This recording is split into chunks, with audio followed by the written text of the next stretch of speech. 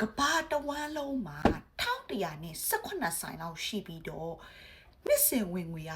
41 billion dollar လောက်ရှိတဲ့ Best Buy ကုမ္ပဏီကြောင်းကိုပြောမှာဖြစ်ပါတယ် Best Buy ကြောင်းမပြောခင် Best Buy ဘာလုပ်လဲဆိုတော့အင်္ဂလိပ်အရင်ပြောပြပါမယ် Best Buy ဆိုတာကတော့ဒီအမေရိကမှာအကြီးဆုံးကွန်ပျူတာနဲ့ပတ်သက်တဲ့ပစ္စည်းတွေအိမ်သုံးပစ္စည်းတွေဖျော်ဖြေရေးနဲ့ပတ်သက်တဲ့ပစ္စည်းတွေကို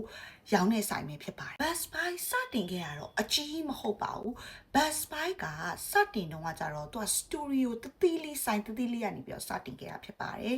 1966ခုနှစ်မှာ Richard ဆိုတဲ့ founder ကနေပြီးတော့ Minnesota မှာ Sound of Music ဆိုတဲ့စတူဒီယိုဆိုင်လေးကိုသူဖွင့်လိုက်ပါတယ်နောက်ပိုင်းမှာမှုန်တိုင်းကြောင့်မလို့ဆိုင်တစ်ဆိုင်လုံးပျက်စီးသွားပြီးတော့ Tornado Sales လို့ခေါ်တဲ့ဒီ short ဈေးရောင်းချမှုကိုသူတို့လုပ်ခဲ့ပါတယ်အဲ့ဒီချိန်မှာသူတို့အယောင်ပမာဏကအရန်ကြီးပြီးတော့ဈေးသက်သက်နဲ့ရောက်တဲ့အတွက်ကြောင့်မလို့ customer တွေကအရန်ကြိုက်ခဲ့ပါတယ်ဒီကနေစပြီးတော့ကုမ္ပဏီကနေပြီးတော့ကြီးလာတာဖြစ်ပါတယ် Best Buy အောင်မြင်လာတာကသူတို့မှာရွေးချယ်စရာပစ္စည်းတွေအများကြီးရှိပါတယ်ဒါတွေမကဘူးသူတို့ဈေးကသူများနဲ့ market နဲ့ရှင်လိုက်လို့ရှိရင်လည်းဈေးကရှင်လို့ရပါတယ်နောက်တစ်ခုကကြတော့ဆိုင်မှာလဲသူတို့လက်တွေ့ပစ္စည်းတွေကိုလာကြည့်ပြီးတော့သူတို့ support တွေဝန်ဆောင်မှုတွေရပါတယ်ဒီဝန်ဆောင်မှုတွေကဘာတွေလုပ်ပေးရလဲဆိုလို့ရှိရင် setup and installation ပစ္စည်းကိုတက်ဆင်ပေးတာပြီးလို့ရှိရင် technical support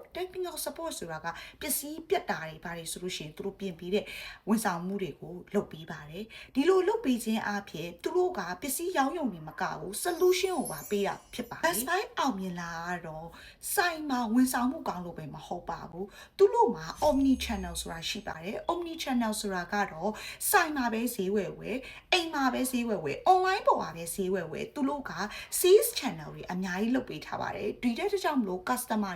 တွေကလွယ်ကူကူနဲ့ဈေးဝယ်လို့ရပါတယ်2025မှာဆိုလို့ရှိရင်တော့ Cory Barrett ဆိုတဲ့အမျိုးသမီးက Best Buy ရဲ့ CEO ဖြစ်သွားပါတယ်ဒီ Best Buy CEO ဖြစ်သွားတဲ့အချိန်မှာသူ့ရဲ့ strategy 3ခုရှိပါတယ်နံပါတ်1ကတော့ digital transformation digital ဘိုင်းကိုသူပို့ပြီးတော့အားစိုက်မှာဖြစ်ပါတယ်နံပါတ်2ကတော့ store experience ဆိုင်မှာဝယ်ရတဲ့အတွေ့အကြုံကိုဘယ်လိုကောင်းအောင်လုပ်မလဲဆိုတော့သူဆုံးဖြတ်ပါတယ်နံပါတ်3ကတော့ဝန်ဆောင်မှု services တွေပဲဖြစ်ပါတယ်ဒီဗီဒီယိုလေးကြည့်ပြီးတဲ့အတွက်ကျေးဇူးအများကြီးတင်ပါတယ်ဒီလိုမျိုးဗီဒီယိုတွေကြိုက်တယ်ဆိုလို့ရှိရင် Agnes ကို follow လုပ်ထားနော် repost လုပ်ဖို့လည်းမမေ့နဲ့နော် bye